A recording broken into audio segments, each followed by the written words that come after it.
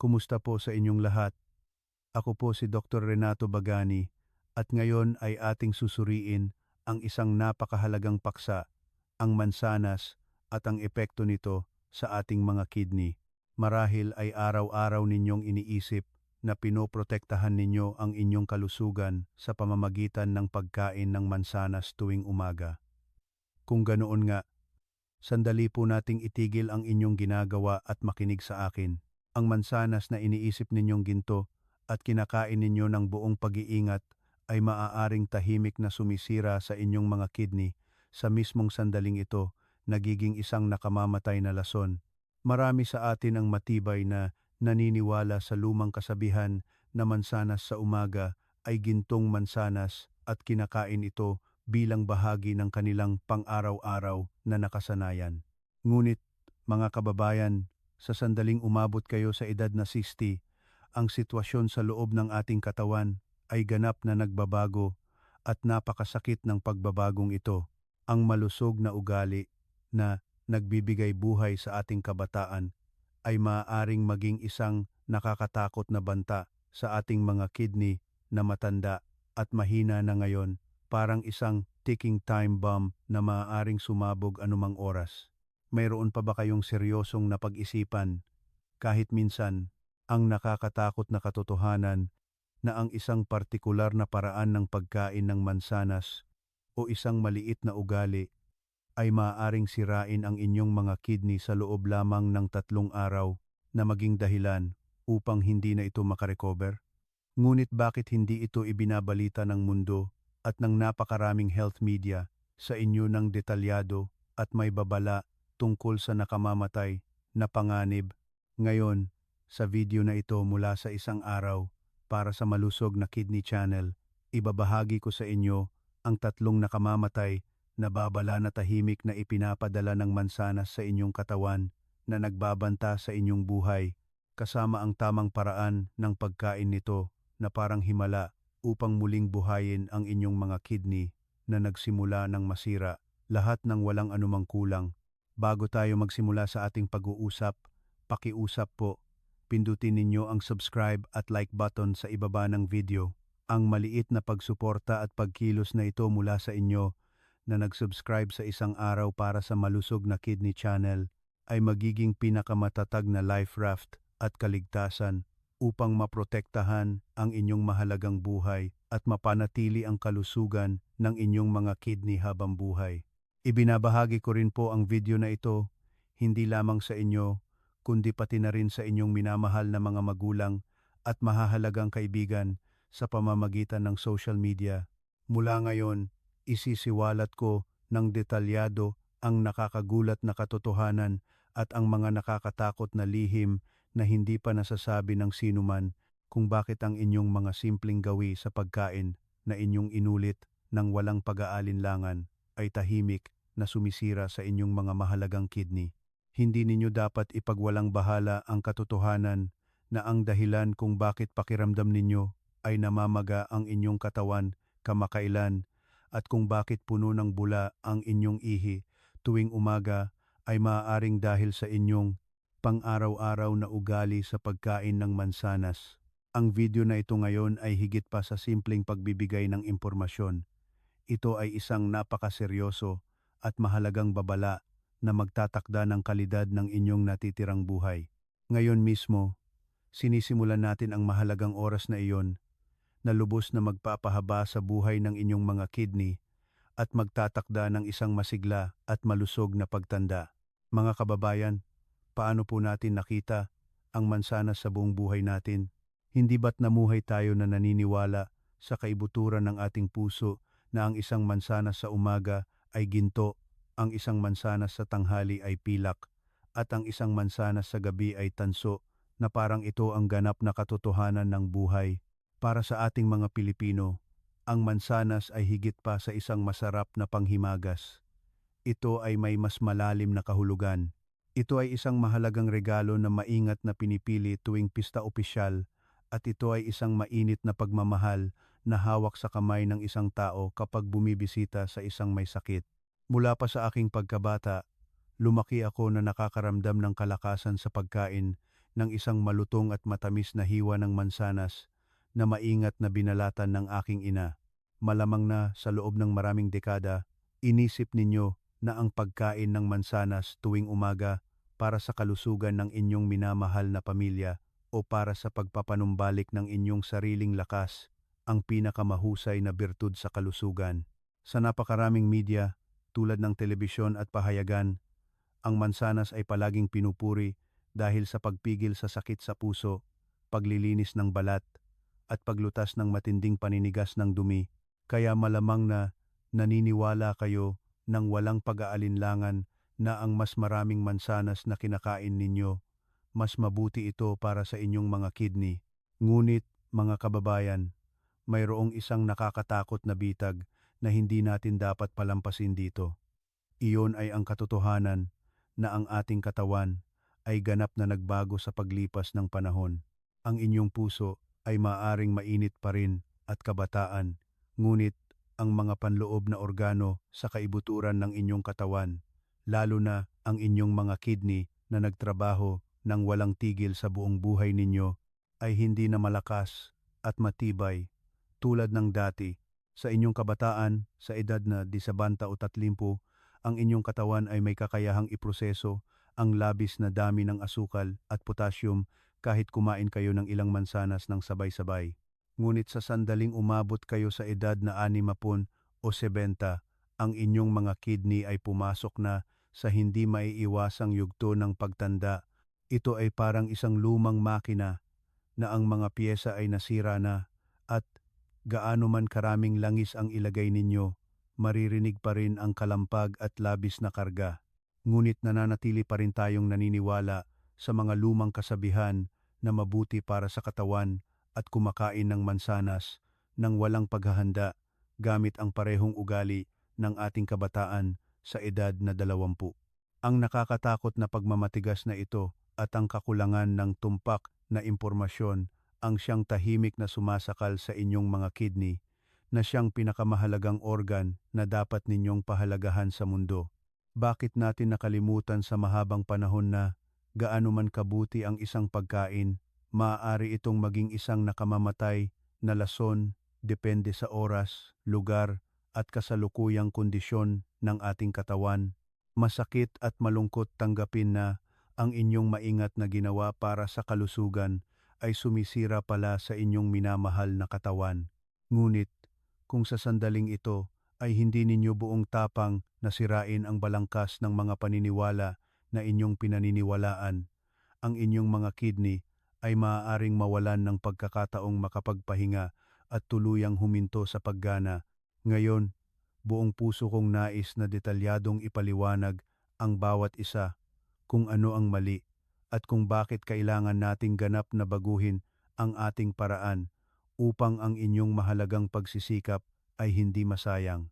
Ang mansanas ay isa pa ring masarap na prutas para sa atin, ngunit ngayon ay kailangan nating baguhin ang paraan ng pagkain nito ng matalino upang umayon ito sa ating matandang katawan na may lumang filter. Mga kababayan, sa puntong ito, marahil kailangan kong magpakilala ng sandali. Ako po si Dr. Renato Bagani, at sa loob ng 25 taon bilang isang espesyalista sa nephrology, pinaglingkuran ko ang napakaraming pasyente.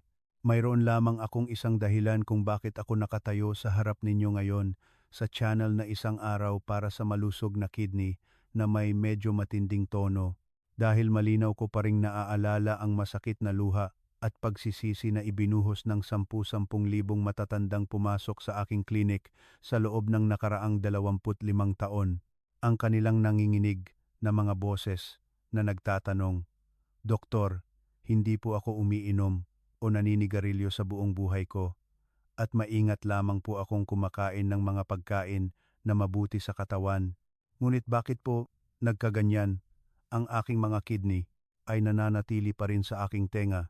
Bilang isang doktor, tuwing sinasabi ko sa kanila ang katotohanan, pakiramdam ko ay nahahati ang aking puso sa libu-libong piraso. Napakasakit at nakakalungkot na sabihin sa kanila na ang maingat na mansanas at juice ng prutas na araw-araw nilang kinakain para sa kalusugan ay sa katunayan ay sumasakal at sumisira sa kanilang mahinang mga kidney. Hindi po ako isang tao na nagbibigay lamang ng mahirap na kaalaman na nakasulat sa mga aklat-aralin.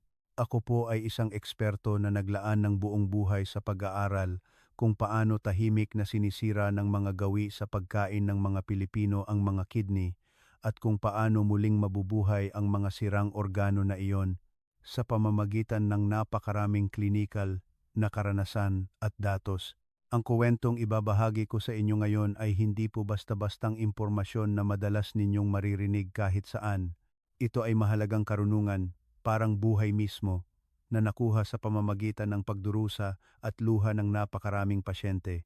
Tutulungan ko po kayo ng buong puso at gamit ang lahat ng aking 25 taong karanasan upang ang inyong mahalagang pagsisikap ay hindi na maging lason na nakakasira sa inyong katawan. Pakiusap po, magtiwala kayo sa akin at samahan ninyo ako hanggang sa dulo ng paglalakbay na ito. Mga kababayan, bago ang seryosong babala, kailangan ninyong lubos na maunawaan ang nakakagulat at malungkot na katotohanan kung paano nagbabago ang ating mga kidney na tinatawag na malaking filter ng tubig sa ating katawan sa paglipas ng panahon. Alam po ba ninyo ng detalyado kung ano ang eksaktong ginagampanan ng mga kidney sa ating katawan? Kung iniisip ninyo lamang na ito ay isang organo na naglilinis ng dumi sa ating katawan at gumagawa ng ihi, iyan po ay isang malaking pagkakamali. Ang mga kidney ay isang malaking filter ng tubig na naglilinis ng dugo na dumadaloy sa buong katawan natin, at ito ang pinakamahalagang sistema ng suporta sa buhay na gumagana ng walang tigil kahit isang segundo.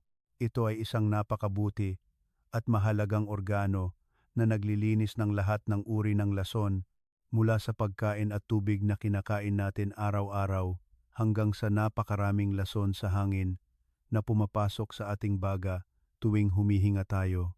Ngunit sa kasamaang palad, kailangan ninyong malaman na ang kidney ay isa sa mga organo na pinakamabilis tumanda at mapagod sa ating katawan. Nang ipanganak kayo at nakita ang ilaw ng mundo, ang inyong mga kidney ay malinis at matibay, parang maliwanag na puting filter paper. Sa panahong iyon, anuman ang kinain ninyo o anuman ang dumi na pumasok, ang inyong mga kidney ay may malakas na kakayahang linisin ang lahat ng iyon ng perpekto. Ngunit pagkatapos ng mahabang 60 taon ng patuloy na pagtatrabaho ng walang tigil kahit isang sandali, ano na kaya ang kondisyon ng inyong mga kidney ngayon? Para mas madali ninyong maunawaan, bibigyan ko kayo ng isang simpleng paghahambing. Ang inyong mga kidney ngayon ay parang isang luma at matandang filter ng tubig na patuloy na ginagamit sa loob ng 60 taon nang hindi man lang pinalitan ang filter. Ang filter screen ay sira-sira na, may mga butas sa iba't ibang lugar, at ang mga filter na dapat ay siksik ay may makapal na itim na dumi ng lason na hindi na nalinis. Ito ang natural na proseso ng pagtanda ng kidney na nararanasan ng sinuman pagkatapos ng edad na 60. Sa medisina, tinatawag itong matinding pagbaba ng glomerular filtration rate. Ang inyong mga kidney na may 100% function sa edad na 20 ay nagsisimulang humina ng kaunti sa edad na 40 at sa edad na 60, ang function nito ay bumababa ng halos kalahati.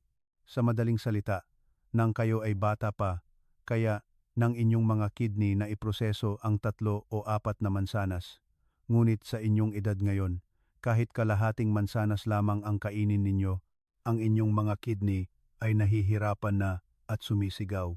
Ngunit mayroon pang mas nakakatakot na katotohanan. Kahit magpatingin kayo sa ospital at gumastos ng malaki para sa medical check-up, madalas na normal ang resulta ng function ng kidney hanggang sa tuluyan itong masira ng husto. Hindi ninyo dapat ipagwalang bahala ang normal na antas ng creatinine sa blood test. Dahil ang kidney ay isang napakatapat ngunit nakakatakot na organo na nananatiling tahimik at hindi nagbibigay ng anumang sakit sa ating katawan hanggat hindi pa bumababa ang function nito sa 50%. Maraming pasyente ang kumakapit sa akin sa klinik at nagtatanong ng may galit, "Doktor, Hindi po ako uminom o naninigarilyo sa buong buhay ko at kumain lamang po ako ng mga pagkain na mabuti sa kalusugan. Ngunit bakit po nagkaganyan ang aking mga kidney? Dito nakatago ang pinakamahalagang katotohanan ng kuwentong nais kong ibahagi sa inyo ngayon. Ang mga pagkaing iniisip ninyo na pinakamabuti para sa kalusugan at maingat ninyong kinakain araw-araw ay sa katunayan ay naging nakamamatay na lason na unti-unting naipon sa inyong mga kidney na humina na parang isang lumang filter ng tubig, lalo na sa mga prutas na kilala na mabuti para sa kalusugan tulad ng mansanas na pinag-uusapan natin ngayon. Madalas nating ibinababa ang ating pag-iingat at kinakain ito ng walang limitasyon.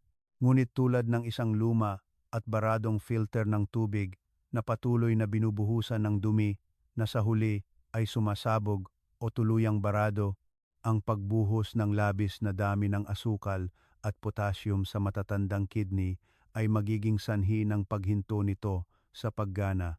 Kapag ang glomerular filtration ng kidney ay tumigas na, halos wala ng paraan ang modernong medisina upang ibalik ito sa dati.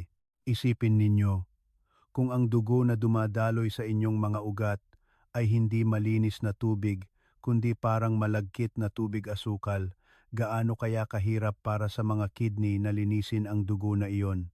Ang maliliit na kumpol ng mga ugat sa loob ng mga kidney ay sumasailalim sa matinding presyon at sa huli ay pumupunta ang isa-isa o tumitigas. Ito ang pinakamahirap at totoong dahilan kung bakit kailangan nating baguhin ng husto ang paraan ng pagkain ng mansanas sa mismong sandaling ito. Ang inyong mga kidney ay tahimik na nagpapahiwatig na kailangan ninyo itong iligtas sa mismong sandaling ito. Mga kababayan, ngayon ay ilalabas ko na ng detalyado ang unang nakamamatay na babala na ipinapadala ng mansanas sa ating mga kidney. Ito ay ang nakakatakot at malupit na katotohanan na nakatago sa apple juice na labis nating pinaniniwalaan na madali at malusog inumin. Maraming matatanda ang pumipili ng piniga na apple juice sa halip na malutong na sariwang prutas dahil sa kanilang humihinang ngipin o mahinang panunaw o dahil sa matinding pagnanais na mabilis na masipsip ang sustansiya ng prutas sa kanilang katawan.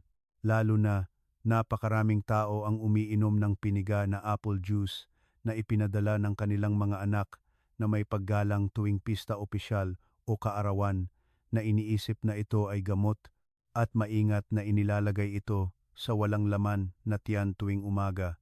Ngunit mga kababayan, sa mata ni Dr. Renato Bagani na nakakita ng napakaraming pasyente sa loob ng 25 taon, ito ay parang isang mapanirang pagkilos na kapareho ng sabay-sabay na pagtulak ng napakaliit at matutulis na buhangin sa isang 60 taong gulang na lumang filter ng tubig sa mataas na presyon ng tubig. Kapag dahan-dahan nating kinakain ang buong mansanas, ang mayaman na dietary fiber sa mansanas ay gumaganap bilang isang matatag na proteksiyon at kalasag na dahan-dahang nagkokontrol sa bilis ng pagsipsip ng asukal. Ngunit sa sandaling ang mansanas ay pisilin upang gawing juice, ang pinakamahalagang proteksiyon na iyon ay tuluyang nawawala ng walang bakas. Sa halip na dietary fiber, tanging puro liquid fructose lamang ang nananatili at ito ay mabilis na dumadaloy sa inyong esophagus at sa inyong mga ugat, parang kidlat. Ito ay tinatawag na sugar spike sa medisina at para sa inyong mga kidney na napagod na, ito ay isang kakila-kilabot na kalamidad na parang isang malaking tsunami na sumasalanta sa isang nayon. Ang byproduct na nabubuo sa hindi maiiwasang proseso ng pagtunaw ng labis na fructose sa ating atay ay uric acid.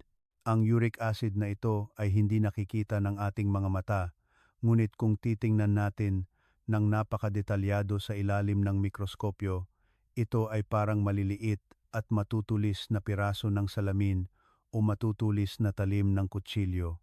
Ang mga uric acid crystals na ito, na parang mga piraso ng salamin, ay dumadaloy sa dugo sa buong katawan at sa huli ay tumutusok sa glomerular filter ng kidney na siyang pinakamaliit at pinakamaselan na filter sa ating katawan. Ang inyong mga kidney na humina na sa edad na 60 pataas ay wala ng lakas upang makayanan ang pag-atake ng mga matutulis na piraso ng salamin na ito. Ang manipis na dingding ng glomerulus ay napunit, nagiging sanhi ng pamamaga, at sa huli ay tumitigas ang filter isa-isa at tuluyang humihinto sa paggana. Ito ang isa sa mga pangunahing dahilan kung bakit matindi kong binabalaan na ang mga kidney ay maaaring masira sa loob lamang ng 3 araw. Lalo na para sa mga taong may medyo mataas na antas ng uric acid o may gout. Ang puro apple juice ay talagang parang lason, hindi tubig asukal. Gayunpaman, sa ating paligid, patuloy na nangyayari ang malungkot na sitwasyon kung saan ang mga tao ay nagbibigayan ng apple juice bilang pinakamahusay na regalo sa kalusugan nang hindi man lang alam ang katotohanan ito. Gaano kalungkot na ang apple juice na may mainit na pagmamahal mula sa isang kaibigan ay sa katunayan ay maaaring maging kasangkapan na sumisira sa kidney ng kaibigan. Ngayong lubos ninyong naintindihan ang nakamamatay na katotohanan ito, hindi ba't naiisip ninyo ang inyong mahalagang mga kaibigan sa paligid? Ang inyong mahalagang mga kaibigan na buong giliw na ngumingiti habang maingat na inilalagay ang isang bote ng apple juice tuwing umaga para sa kalusugan, at ang inyong matatalik na kapitbahay na palaging nasa tabi ninyo. Sila ay nagsisimula ng kanilang araw na matibay na naniniwala na umiinom sila ng mabuting gamot nang hindi man lang alam sa kanilang panaginip na ang kanilang mahalagang mga kidney ay tahimik na nasisira. Dapat din nilang malaman ang nakakatakot na katotohanan ito. Kung lubos ninyong naintindihan ang impormasyong ito ngayon at inukit sa inyong puso, ngayon ay makapagbibigay na kayo ng taos-pusong payo sa mga tao sa paligid ninyo na uminom ng isang basong mainit na tubig sa halip na apple juice at kumain ng buong prutas ng dahan-dahan. Ang inyong maliit na payo at pagkilos ay sa katunayan ang pinakadakilang tagapagtanggol na magliligtas sa kanilang mahalagang buhay. Ingatan ninyo ng mabuti ang malalim at mahalagang karunungang ito sa inyong puso at maingat na ibahagi ang mahalagang kaalamang ito sa mga taong tunay ninyong pinapahalagahan. Ito ang tunay na pagbabahagi at pagmamahal na makakatulong sa atin na magkasamang tumanda ng malusog, at ito ang tanging paraan upang maprotektahan ang ating komunidad. Huwag na huwag ninyong kalimutan na ang isang maliit na salita mula sa inyo ay maaaring maging boses ng himala na pumipigil sa sakit ng dialysis habang buhay para sa isang tao. Sa loob ng 25 taon, nakakita ako ng napakaraming pasyente sa klinik na namatay ng lumuluha dahil hindi nila alam ang katotohanan ito. Buong puso kong ipinagdarasal na hindi ninyo maranasan ang ganoong pagsisisi.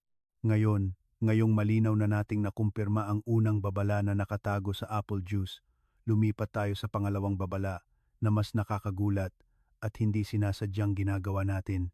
Ito ay magiging isang kamangha-manghang kwento na maaaring magpuyat sa inyo sa gabi. Mga kababayan, marahil ay labis kayong nagulat nang marinig ang unang nakamamatay na babala na nakatago sa apple juice. Ngunit masyado pang maaga para makaramdam ng ginhawa.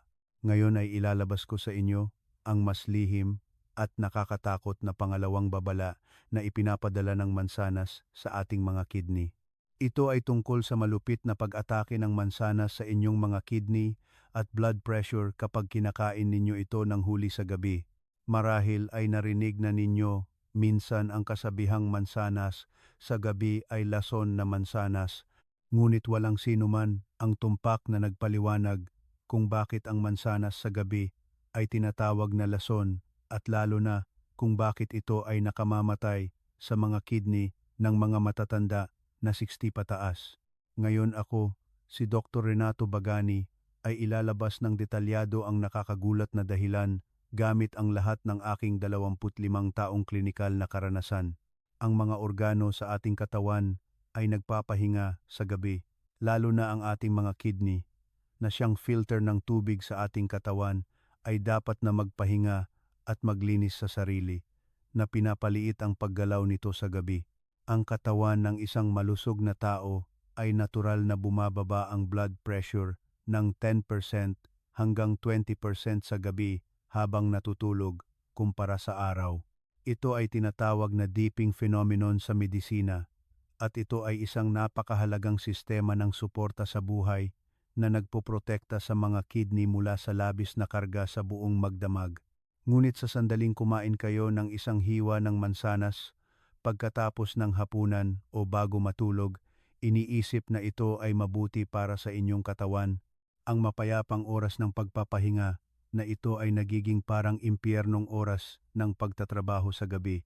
Ang mga organic acid at asukal sa mansanas ay hindi lamang nagpapagalaw sa tiyan, kundi nasisipsip din sa dugo na nagiging sanhi ng muling pagdaloy ng dugo.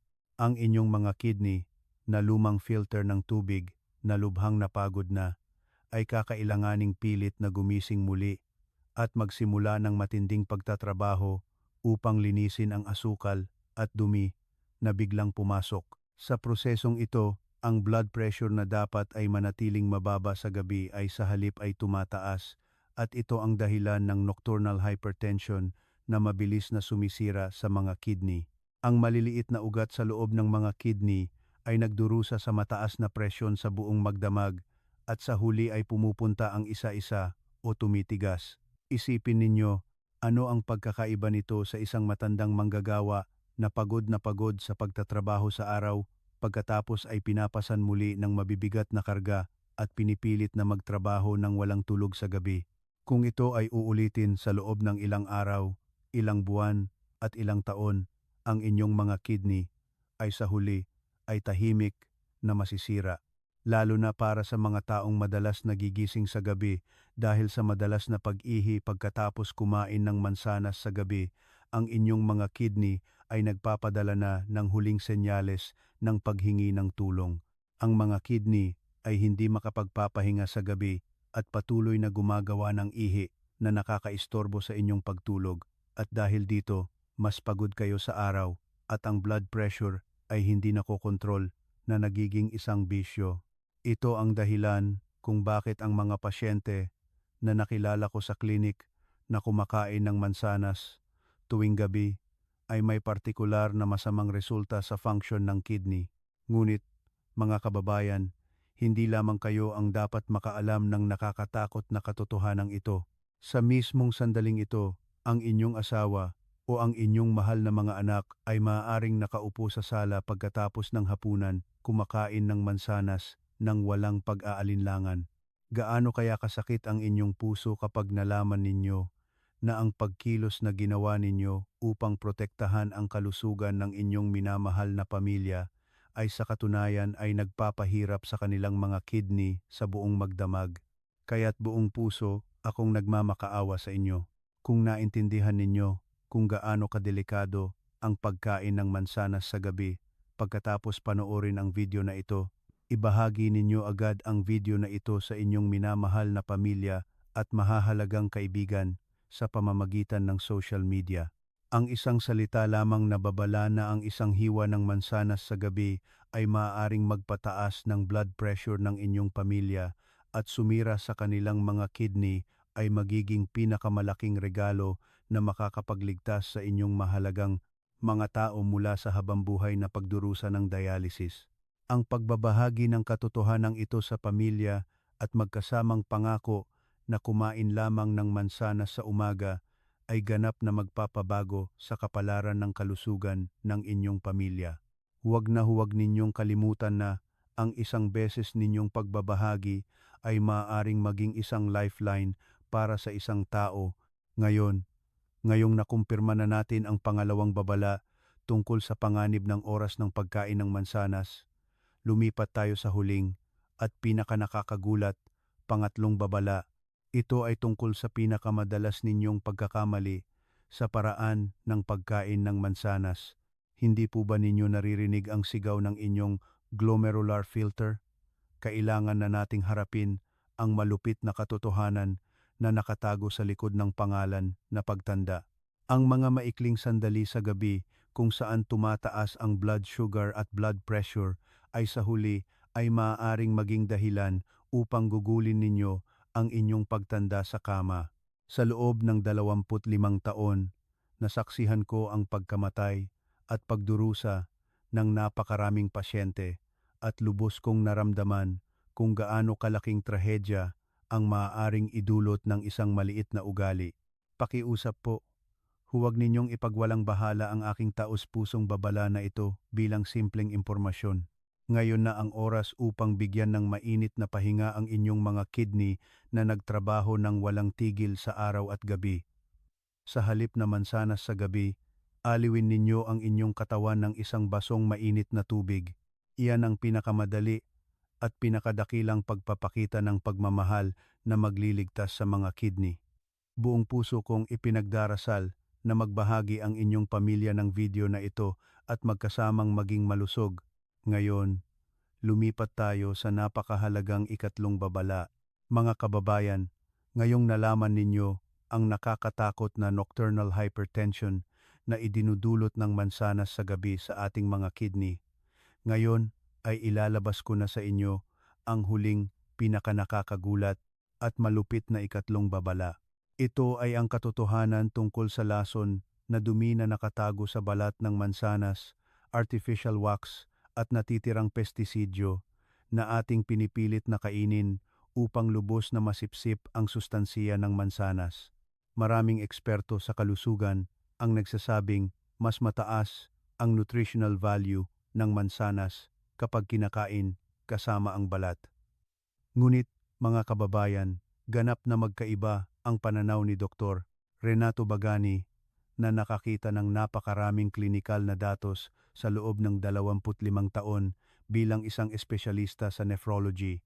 Para sa mga bata at malusog na tao, ang dietary fiber sa balat ng mansanas ay maaaring makatulong, ngunit para sa inyo na 60 pataas at may lumang filter ng tubig, ang pagkain ng mansanas kasama ang balat ay maaaring maging isang nakamamatay na lason na unti-unting sumisira sa glomerular filter ng kidney. Tingnan ninyo ng mabuti ang mga mansanas na binibili natin sa palengke o supermarket. Ang mga ito ay kumikinang na parang salamin at makinis na mukhang napakasarap, ngunit ang tunay na kalikasan ng napakakinang na kinang na iyon ay sa katunayan ay artificial wax na artipisyal na inilagay upang ang mansanas ay hindi mawalan ng tubig at mas tumagal ang shelf life. Bukod pa rito, ang napakaraming kemikal na pestisidyo na inilagay sa mansanas sa panahon ng pagtatanim ay nananatiling nakadikit sa maliliit na butas sa balat, gaano man ito linisin ng tubig. Kung ang inyong mga kidney ay malakas tulad ng sa edad na 20, kaya ninyo itong i-detoxify ang mga microchemical na ito. Ngunit para sa inyong filter ng kidney na bumaba na ang function ng filtration ng halos kalahati dahil sa pagtanda, ang artificial wax at natitirang pestisidyo ay parang malagkit na putik na hindi ninyo kayang linisin. Sa sandaling ang mga nakalalasong substance na ito ay pumasok sa mga kidney sa pamamagitan ng dugo, dumidikit ang mga ito sa maliliit na butas ng glomerular filter na dapat ay siksik, parang superglue, at bumabara sa mga butas. Kapag barado ang filter, hindi nalilinis ng maayos ang dugo, at ang mga dumi na hindi nalinis ay unti-unting naipon sa ating katawan.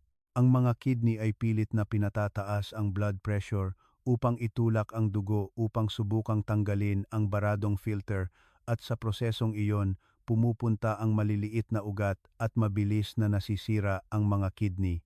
Tuwing nakikita ko ang mga abnormal na matitigas na selula ng kidney sa napakaraming pasyente na nakilala ko sa klinik na pilit kumakain ng mansanas kasama ang balat, pakiramdam ko ay dinudurog ang aking puso. Kailangan ninyong harapin ang trahedyang katotohanan na ang pagmamahal na ginawa ninyo para sa kalusugan ay sa katunayan ay sumisira sa inyong mga kidney. Bukod pa rito, mayroong kaunting natural na lason na tinatawag na cyanide compound malapit sa buto ng mansanas, at para sa mga matatanda na may mahinang filter function, kahit ang maliit na lason na ito ay maaaring magbigay ng malaking pasanin sa mga kidney. Ngunit mga kababayan, kung nakikinig kayo sa aking kuwento hanggang dito at mayroon sa inyo na galit na nagtatanong, Doktor, ibig bang sabihin ay huwag na kaming kumain ng mansanas at sumusubok na i-off ang video ngayon? Kung ititigil ninyo ang video na ito dito, para na rin kayong nagtapon ng huling pagkakataon ng himala upang muling buhayin ang inyong mga kidney ng malinis sa buong buhay ninyo. Ang mga nakarating hanggang dito ay mayroon ng karunungan na nasa top 1%, ngunit ang mahalagang sagot ay hindi pa nagsisimula. Hindi ito tungkol sa pagtigil ng pagkain ng mansanas, kundi mayroong isang himala na paraan ng pagkain nito kung saan ganap na aalisin ang mga sangkap na nakakalason sa kidney at pipiliin lamang ang mga sangkap na nakapagpapagaling. Kung hindi ninyo panoorin ang video na ito hanggang dulo, bukas ng umaga ay muli kayong kakain ng mansanas sa maling paraan na sumisira sa inyong mga kidney at sa huli ay maaaring magdulot ng trahedya na kailangan ninyong umasa sa isang dialysis machine. Ngunit para sa mga makikinig sa aking kuwento hanggang dulo, ibabahagi ko ng buong buo ang aking secret weapon, ang steamed apple purification method na pinag-aralan ko sa loob ng 25 taon nang walang anumang itinatago. Ang pamamaraang ito ang magiging tanging lifeline na muling magpapalambot sa inyong mga filter ng kidney na nagsimula ng masira at maglalabas ng mga lason sa inyong mga ugat.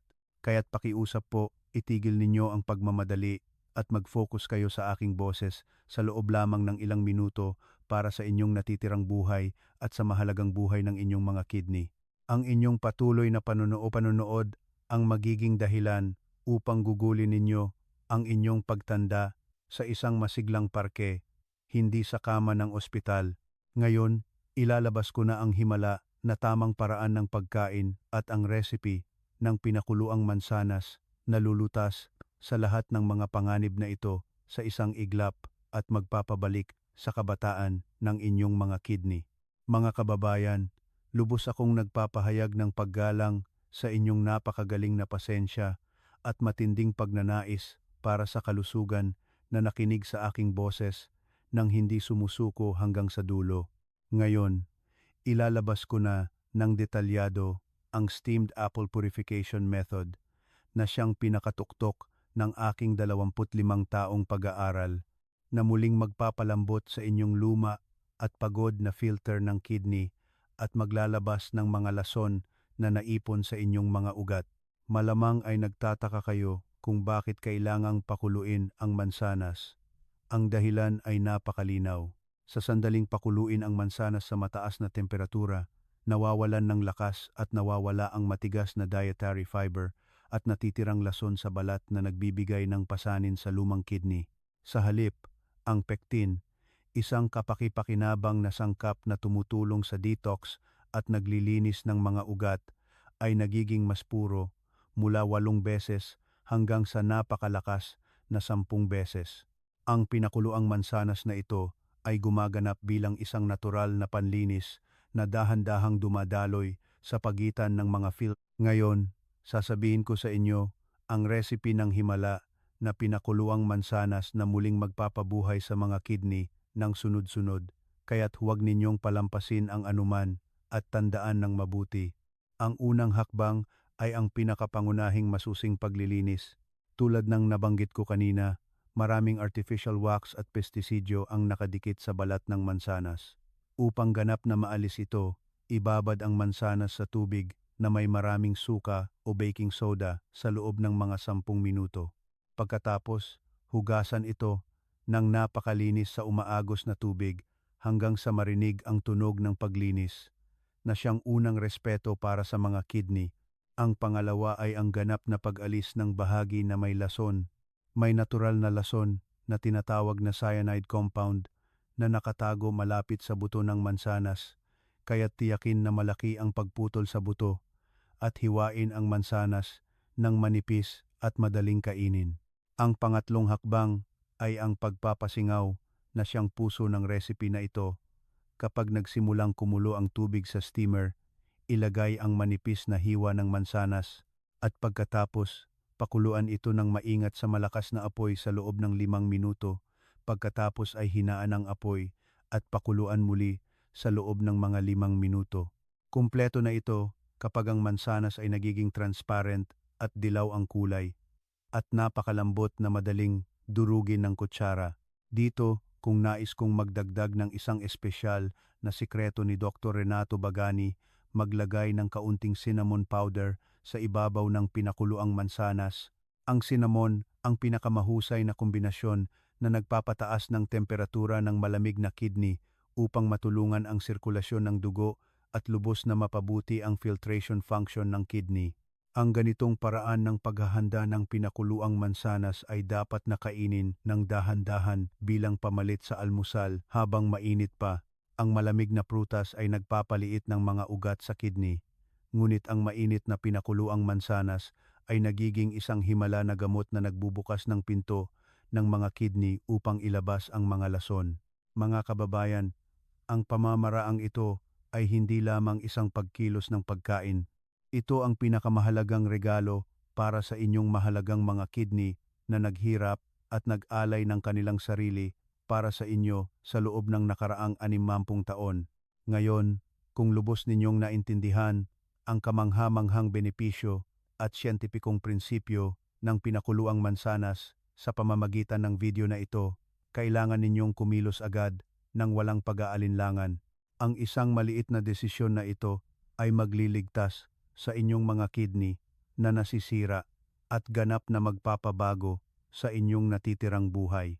Kung bukas na bukas din ay isasagawa ninyo ang himala na pinakuluang mansanas na ito para sa kalusugan ng inyong lifeline na mga kidney, isulat ninyo ng may lakas sa comment section. Isasagawa ko. Ang maikling mensahe na ibibigay ninyo ay hindi lamang simpleng mga letra, ito ay isang seryosong pangako sa inyong sarili at sa inyong minamahal na pamilya, at ito ang dakilang unang senyales patungo sa isang masiglang pagtanda.